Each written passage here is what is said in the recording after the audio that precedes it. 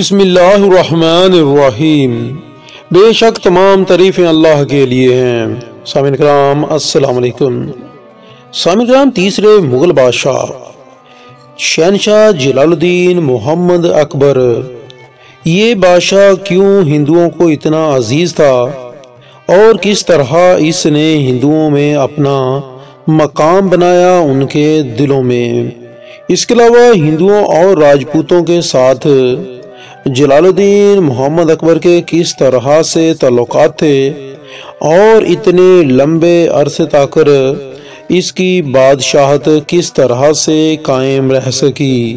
سامعین کرام، یہ مغل بادشاہ 50 سال تک حکمران رہا اور ان 50 سالوں میں اس کی مغلیہ سلطنت میں رہنے والے ہندو اور راجپوتوں نے اس کا مکمل ساتھ دیا۔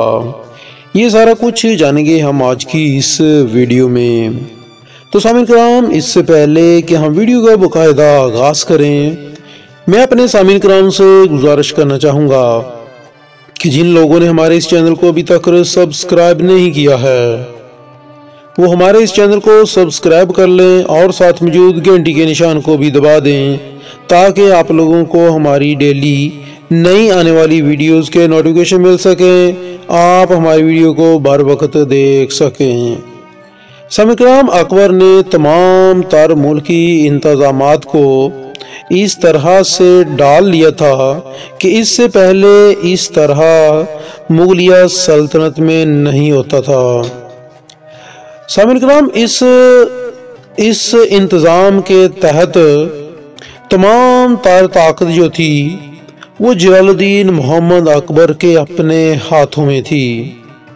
اس نے اس زمن میں سیاسی، انتظامی، اقتصادی اور معاشرتی اور مذہبی اقدامات کیے اس نے، اور سامعین کرام، اکبر کا خیال تھا کہ وہ ایک ایسے ملک کا بادشاہ بنے کہ جہاں پر مختلف مذہب کے لوگ رہنے کے باوجود بھی ان سب کے دلوں میں اکبر کے لیے محبت ہو، کیونکہ اس وقت مغلیہ سلطنت میں مسلمانوں کے ساتھ ساتھ ہندوؤں کی اور راجپوتوں کی بہت بڑی تعداد رہتی تھی۔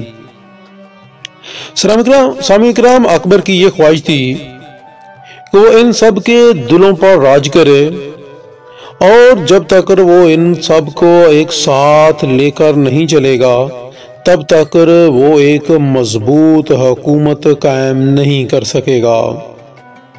سامعین کرام، ان میں سے یعنی کہ یہ جو گروہ اس کی سلطنت میں رہتے تھے، اکبر یہ سمجھتا تھا کہ کسی کو بھی ایک دوسرے پر فوقیت حاصل نہیں ہے۔ اس کے خیال میں تمام تر لوگ ایک برابر ہیں۔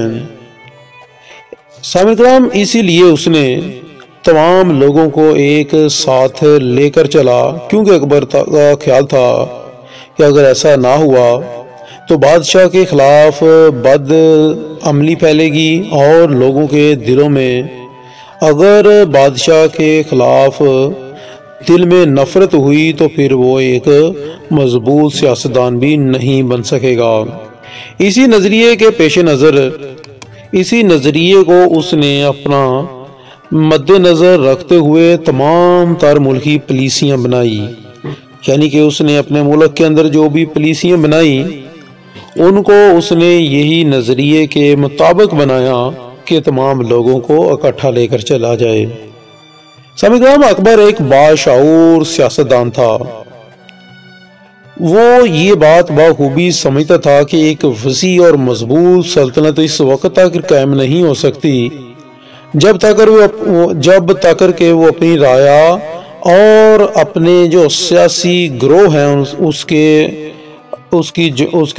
سلطنت کے اندر جب تک ان کی حمایت اسے حاصل نہیں ہوگی اس وقت تک وہ ایک مکمل مضبوط بادشاہ نہیں بن سکے گا۔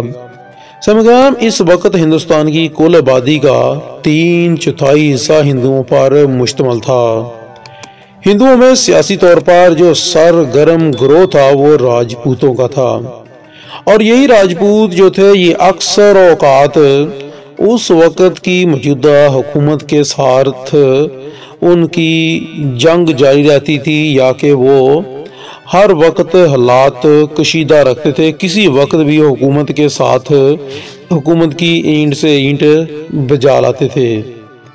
سامعین کرام، اکبر کا خیال تھا کہ ہندوستان میں ہندو اور راجپوتوں سے تعلق کو بہت اچھا کیا جائے۔ اسی سلسلے میں سامعین کرام اکبر نے کچھ اہم اقدامات کیے، وہ اس طرح سے کہ اکبر کے عہد سے پہلے، اکبر کے زمانے سے پہلے، اس کی بادشاہ سے پہلے مغلیہ سلطنت میں جو نظام قائم تھا اس کے تحت ہندو جب بھی اپنے کسی مندر یا کسی مذہبی مقام میں جاتے، اس کی زیارت کے لیے جاتے یا اس کی عبادت کے لیے جاتے، تو اس سے اس بات کا ٹیکس وصول کیا جاتا تھا کہ جب وہ اپنی عبادت میں جائیں تو وہ ٹیکس حکومت کو ادا کریں۔ جب اکبر بادشاہ بنا تو اکبر نے اس ٹیکس کو منسوخ کر دیا اور یہ کہا کہ وہ کسی عبادت کرنے والے کی عبادت پر ٹیکس عائد کرنا کسی طور پر مناسب نہیں سمجھتا۔ عبادت کے لیے جو ٹیکس کا منسوخ کیا اکبر نے، اس کا یہ فائدہ ہوا کہ عام ہندو اور جو عام رعایا تھی اس کے دلوں میں اکبر گھر کر گیا۔ اس کے علاوہ سامعین کرام 1564 عیسوی میں اکبر نے ایک فرمان جاری کیا۔ اس فرمان کی روح سے ہندوؤں سے جزیہ لینے کو منسوخ کر دیا اور انہیں بھی مسلمانوں کے مساوی شہری حقوق دے دیے گئے۔ اس اعلان کا بھی فائدہ یہ ہوا کہ عام وہ آبادی یہاں پر ہندو رہتے تھے، ان میں بادشاہ کے لیے دلوں میں ان کے عزت بڑھ گئی اکبر کے لیے، اور انہوں نے اکبر کو اپنا محسن سمجھنا شروع کر دیا۔ اکبر سے پہلے حکمرانوں نے ہندوؤں کو دبا کر رکھا ہوا تھا۔ ہندوؤں پر کئی ایک غیر ضروری ٹیکس لگائے گئے تھے، تو سامعین کرام اکبر نے سابقہ پالیسیوں کو ختم کر دیا اور ہندوؤں کے ساتھ مصلحانہ رویہ اختیار کیا اور انہیں اعلیٰ بڑے بڑے عہدے بھی دیے۔ اسی طرح سامعین کرام راجہ ٹوڈور مل کی مالیت امور کے بارے میں خصوصی واقفیت اور خصوصی تجربے کی بنا پر اکبر نے اسے اعلیٰ عہدہ بھی دیا اور اس کے ساتھ ساتھ بیربل کو اپنا مشیر خاص بنایا۔ سلام کرام، اسی کے ساتھ ساتھ اکبر نے ہندوؤں کے ساتھ برتاؤ میں عملی طور پر بھی تبدیلیوں سے راجپوتوں میں بھی اکبر کے ساتھ تعاون کرنے کا جذبہ پیدا ہوا۔ یعنی کہ جب ہندوؤں کے ساتھ اکبر کی یہ پالیسیاں تھیں تو اس کے بعد جو راجپوت تھے انہوں نے بھی دیکھا کہ اکبر کی ہندوؤں کے ساتھ اس طرح کی پالیسیاں ہیں، تو انہوں نے بھی اکبر کے ساتھ اپنے تعلقات کے لیے ہاتھ بڑھایا۔ اس زمن میں سامعین کرام امبر یعنی کہ جے پور کے راجہ بہاری مل نے اطاعت قبول کی اکبر کی، اور اسی کے ساتھ ساتھ اس نے جذبہ دوستی کے اظہار کے طور پر اس نے اپنی بیٹی جودھا بائی کی شادی بھی اکبر کے ساتھ کر دی۔ سامعین کرام، اکبر نے اس راجہ کے منہ بولے بیٹے بھگوان داس کو اور اس کے پوتے مان داس کو اعلیٰ منصب عطا کیے اپنی سلطنت میں۔ سامعین کرام، بھگوان داس اور مان داس پر اعتماد کے اظہار کے طور پر اکبر نے انہیں نہایت ہی اہم جنگی مہمات میں سپہ سالاری بھی سونپ دی، اور اس کے ساتھ ساتھ سامعین کرام ان دونوں نے یعنی کہ بھگوان داس اور مان داس نے اکبر کی سلطنت کو وسعت دینے میں بھی نہایت اہم کردار ادا کیا۔